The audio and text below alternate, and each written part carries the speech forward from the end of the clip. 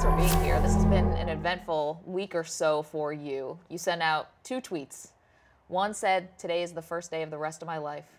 And the second one said, "I am gay." So how has your life changed in the last week or so?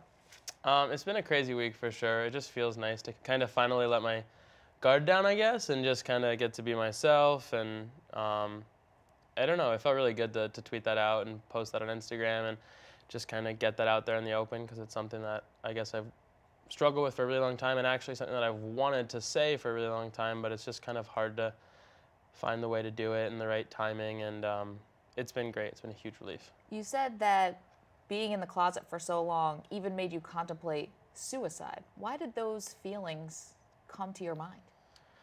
I just had a really hard time thinking about what everyone else would kind of say and do and how people would react to me being gay. And I just was it was something I was ashamed of for the longest time. And I just didn't really know anybody else that was in my situation. I didn't know any gay men in general, really. And so it was kind of just added to the pressure that was put on me, and I kind of just really struggled with it.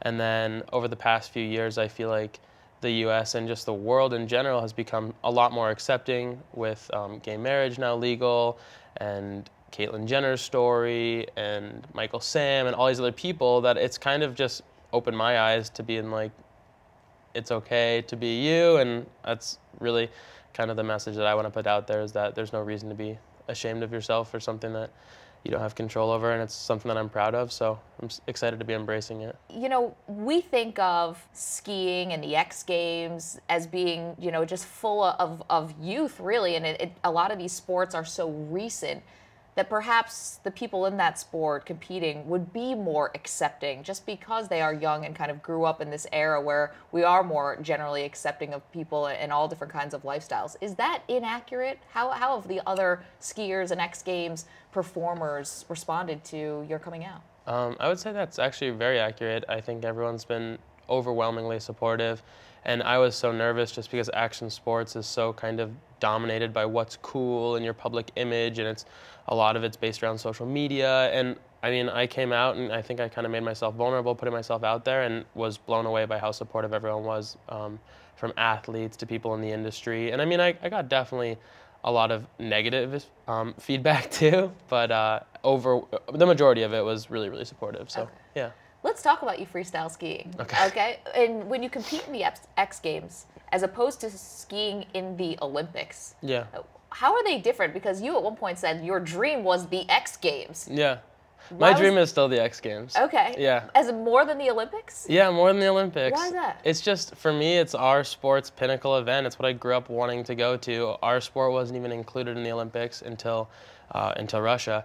So that was an amazing opportunity to get to compete there. And once I kind of heard that was on the table, I sort of set my sights on it.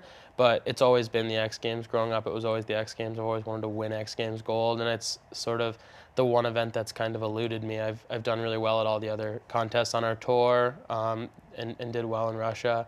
And so I'm still gunning for the X Games. Okay, and the Olympics too? Yeah, Olympics too. Okay. That's on the horizon. It's a few years out, but it's definitely that's my plan too. But there's still 3 years till then, so 3 years of X Games. There you go. Well, we know what your goals are. You did something that no one has ever done: the 4 double corks, the 1260. What was it like to perform something that no one has ever done in the sport? It felt incredible. That was a run in the half pipe in Park City last year, and it was an amazing feeling. I was really, really proud of that run and proud of that win, and definitely got me very excited for this coming season, and to keep doing it. What's next for you? Yeah, absolutely. Okay, so now you're going to move forward. You've put a lot of your personal life out there. How do you think it's going to affect your skiing? You know, I'm not 100% sure how it's going to affect my skiing, but I think it's going to be have a positive effect on it. I mean, it's a lot of weight off my shoulders, and it's something that was always in the back of my mind when I was competing. And it's just like, you have to be so focused that if one thing goes wrong the day of a competition, or one thing's not right, you see guys kind of crumble because of that. And I feel like for me, I always had this thing that was not right, because I was like always so nervous I was gonna like say the wrong thing in an interview, or like use the wrong pronoun and out myself. And I don't know, I just feel like I was always so nervous of that I'm looking forward to kind of being a little bit more carefree and just getting to be me and focus on my skiing.